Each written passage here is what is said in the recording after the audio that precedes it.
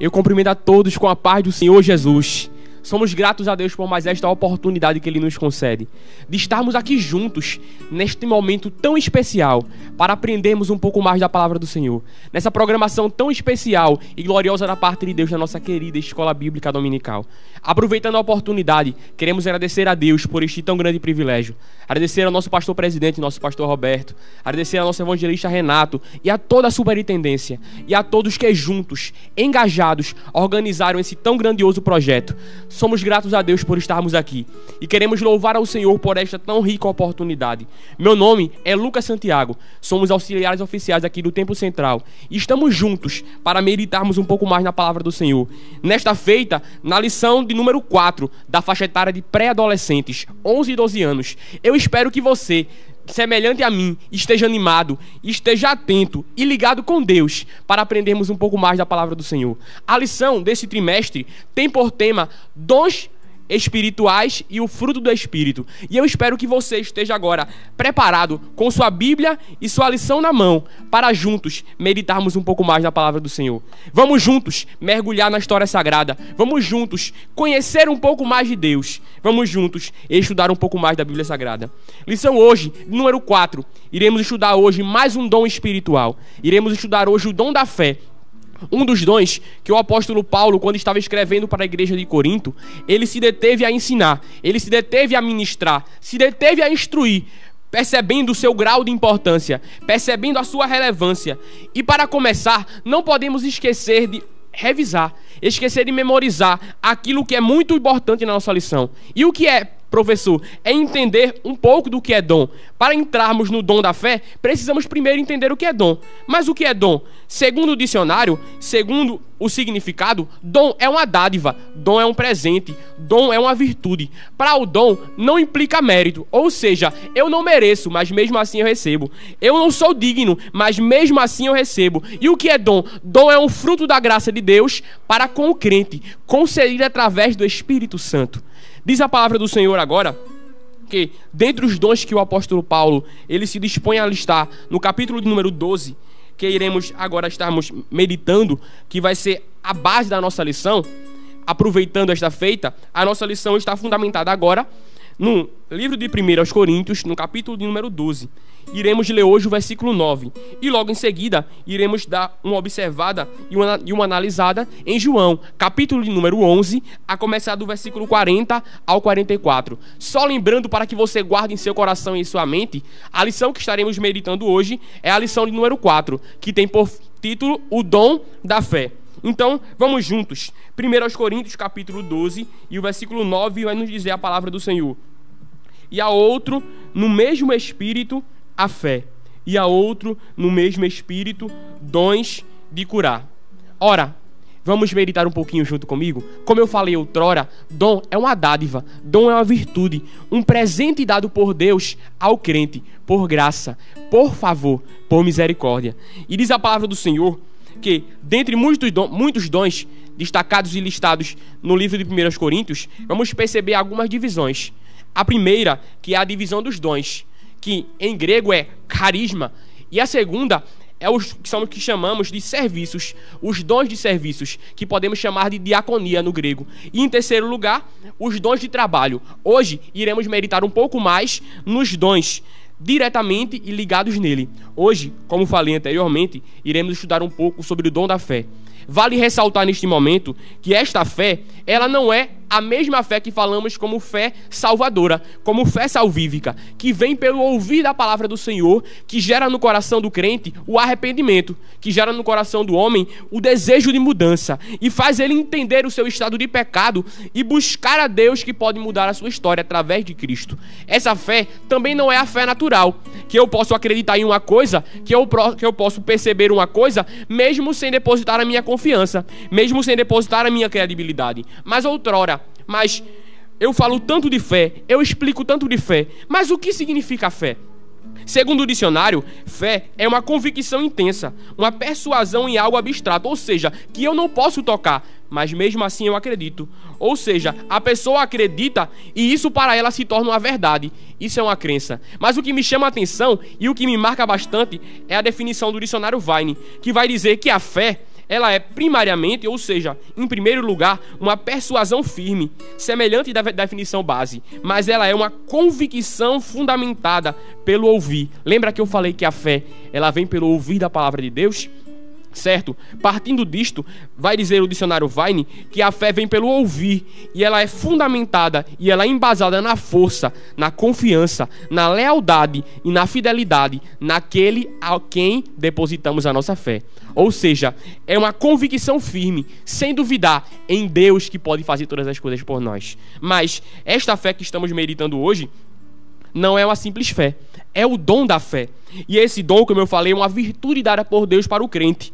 É uma capacitação do Senhor para o crente. Segundo o comentarista bíblico do Novo Testamento, ele vai nos dizer que esta fé, ela é uma capacitação espiritual do Senhor. Ela é um revestimento de Deus para o crente, para que ele possa agora passar do âmbito natural para crer que Deus pode intervir na sua história, mudar a sua situação, fazer com que o impossível se concretize, mesmo que alguém não acredite. Isso implica dizer que agora, quando esta pessoa é revestida por Deus e recebe este dom que chamamos de dom da fé, ela agora passa a viver uma vida diferente. Ela agora passa a viver uma vida não se subsidiando, nem se embasando em simples fatos, em simples informações, em simples apresentações, mas agora ele começa a viver uma vida acreditando que quando seus limites se alcançarem, quando a lógica humana se esgotar, quando tudo parecer que vai dar errado, tem um Deus no céu, um Deus que pode mudar a história, um Deus que pode intervir na situação, um Deus que pode entrar com o seu sobrenatural na sua vida natural e pode agora trazer para ele a certeza. E qual certeza é essa, Lucas? É a certeza de que Deus, Ele pode fazer o impossível em nossa vida. Sim, eu preciso repetir isso para que você guarde em seu coração.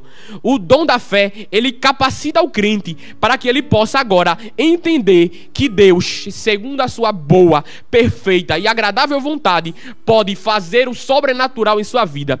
Isso faz ele entender o seguinte, que mesmo que o médico diga que não tem jeito, que mesmo que alguém diga que é o fim, mesmo que alguém dê uma palavra como veredito, a palavra final sempre será do Senhor, porque ele tem uma fé o suficiente para crer que Deus pode fazer o impossível. Essa fé faz com que o crente ele pare de olhar apenas para o âmbito natural, para o mundo físico, e ele comece a entender que o mesmo Deus que opera no passado, que operou no passado, ele continua operando e fazendo em nossos dias. Entendendo isso, podemos seguir.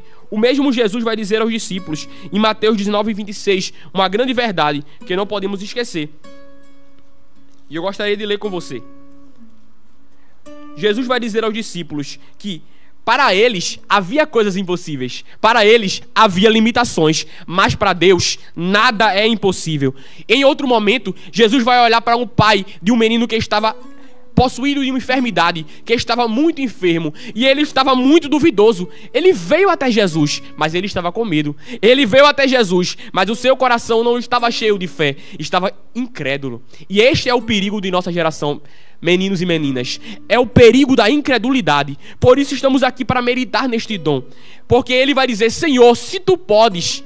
Mas Jesus vai olhar para ele e vai dizer: se eu posso, se tu podes crer. E aqui está o segredo. Jesus vai dizer: tudo é possível ao que crê. Em Lucas capítulo 1, versículo 37, vai dizer também uma grande verdade, que não podemos deixar de lembrar, que para Deus tudo é possível. E por que eu estou dizendo tudo isso? Porque se entendemos isso, vamos compreender melhor a fé. A fé, já vai dizer o escritor aos Hebreus, é o firme fundamento das coisas que se esperam, é a certeza das coisas que não se veem, mas que se creem.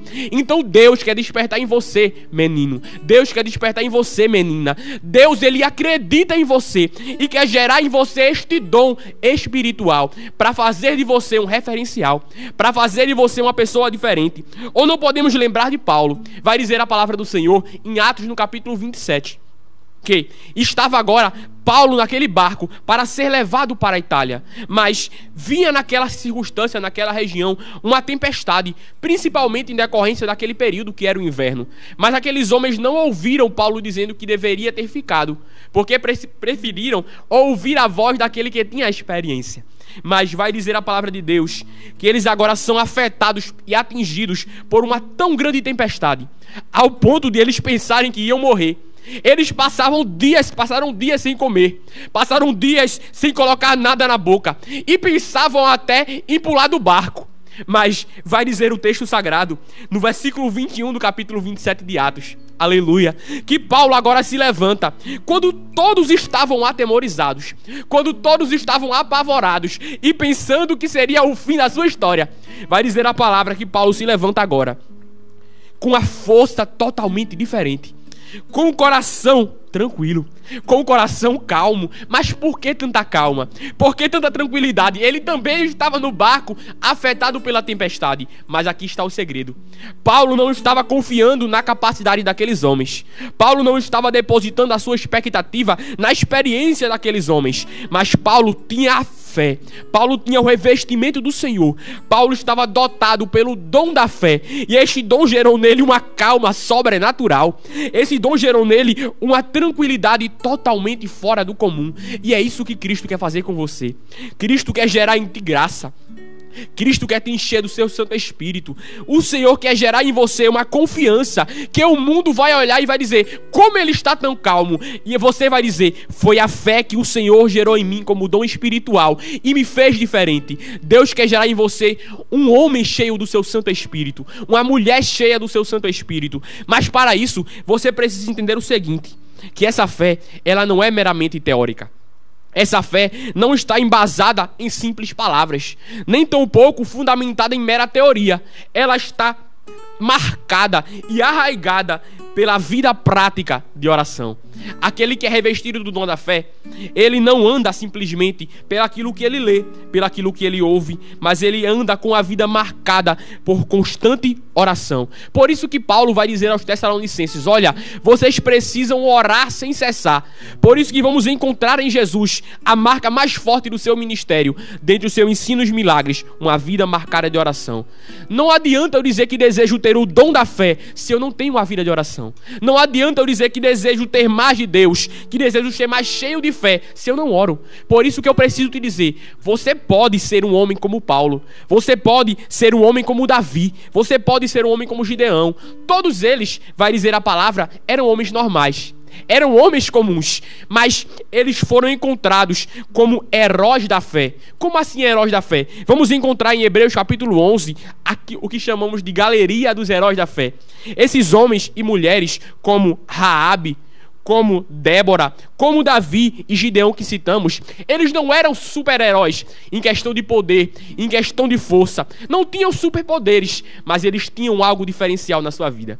Eles tinham a fé gerada por Deus, que os fazia crer no sobrenatural. Vai dizer a palavra que muitos deles criam contra a própria esperança. E o que é isso? É quando Deus ele reveste o homem e faz ele entender que mesmo que a circunstância natural seja de impossibilidade, sempre haverá no céu uma possibilidade preparada para aquele que crê. Isso mesmo, menino. Isso mesmo, menina. Isso mesmo, querido pré-adolescente. É isso que Deus quer gerar em você. Quer que você experimente, que você viva, aleluia, que você prove e que você desfrute do poder da fé. Todos nós ficamos entusiasmados quando vemos heróis no cinema, como Mulher Maravilha, Super-Homem, Thor, mas todos esses não passam de ficção. Todos esses não passam de invenções da mente humana. Mas encontramos na Bíblia Sagrada verdadeiros heróis, que não tinham superpoderes, mas que eram e foram revestidos por um Deus todo-poderoso, que gerou neles uma fé capaz de eles viverem o impossível. Um menino pequenininho que conseguia derrubar gigantes. Um homem que com sua força conseguia levantar grandes portas. Um homem que, liderando um pequeno exército, conseguia derrubar uma grande multidão, simplesmente pelo poder da fé. E é isso, caro pré-adolescente, que Deus ele quer gerar em você. que você possa entender que essa fé, ela não é meramente teórica. Que essa fé que eu falo aqui, que é o dom da fé, ela não é meramente ilustrativa e nem tem um pouco ilusão da mente humana. Mas é uma fé que nos faz viver o impossível. É uma fé que nos faz viver o sobrenatural. É uma fé que nos faz experimentar as grandiosidades do Senhor. E é isso que Deus ele tem para você. É isso que Deus tem para sua vida. Ele quer que você viva o poder da fé. Que você tenha em sua vida o dom da fé. Ele quer que você seja também um herói da fé. Então, creia nisso. Guarde isso em seu coração. E que assim como Jesus fez milagres, Ele também quer lhe usar para ser um instrumento de milagres, através do dom da fé. Então, guarde bem esta palavra. Deus continue abençoando tua vida. E esperamos você na próxima aula da nossa escola bíblica dominical. Deus te abençoe e eu agradeço em nome de Jesus.